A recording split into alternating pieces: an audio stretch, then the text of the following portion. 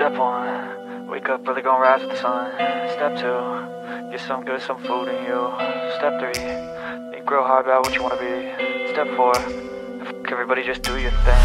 Wake up, today's gonna be a good day. Wake up, today's gonna be a good day. Wake up, today's gonna be a good day. Wake up, today's gonna be a good day. Wake up.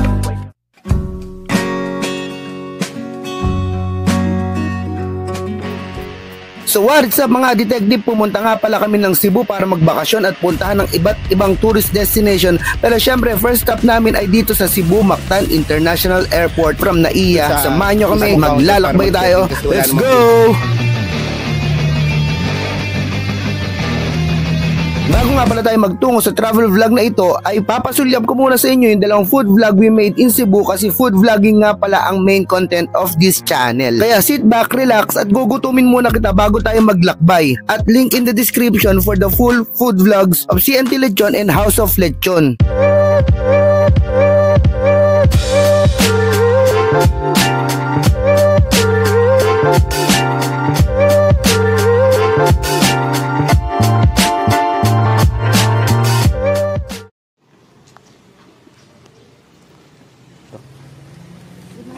Good morning.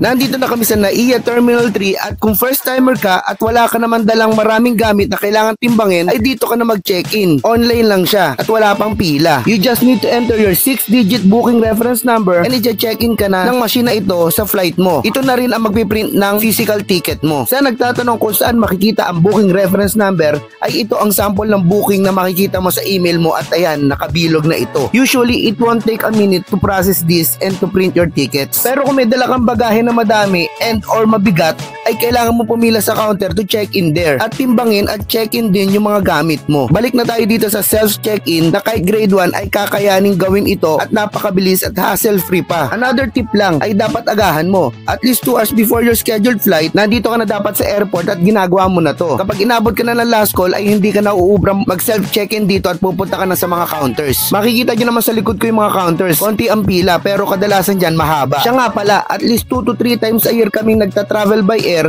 kaya kabisado na namin dito sa NAIA. Gaya nito, madalas naman nararanasan ng delayed flight which is normal lang naman. This time, iba ang case na ito kasi kadalasan 1 hour delay lang pero ito more than 4 hours. Ang masaklap dito ay wala pang gate na naka-assign sa eroplano namin at to be announced pa. Anyways, maraming naging aberya dito pero nagawa ng paraan ng Cebu Pac na maging 11 AM yung flight namin at binigyan kami ng travel vouchers as compensation sa naging delay.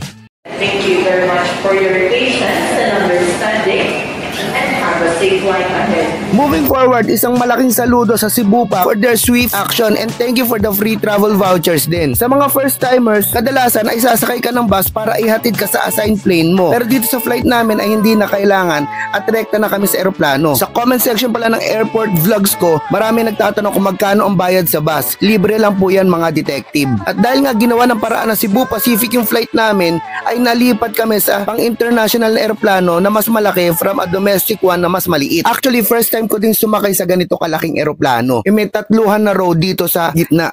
After ng aberya, nakasakay na rin kami after ng aberya. At kakalog-kalog kami, wala kami yung katabi sa third row. Katabi. Diba? Window side pa ako. Montage.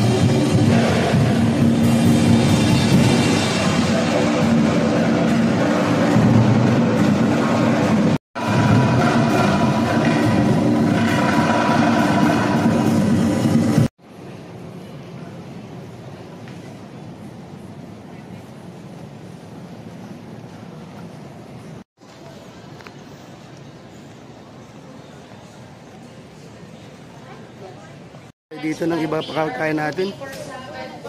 Oo nga. Sorry.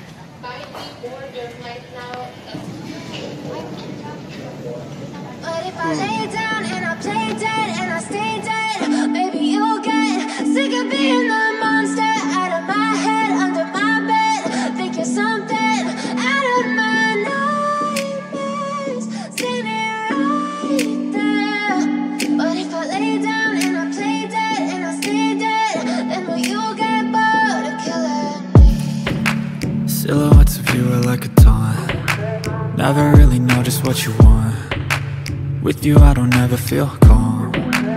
I can feel the sweat inside my palms. Play with me like cats and a string. You don't understand the pain it brings. You don't ever wanna give me wings. You don't ever wanna set me free. You know I'm addicted to you, and it's twisted.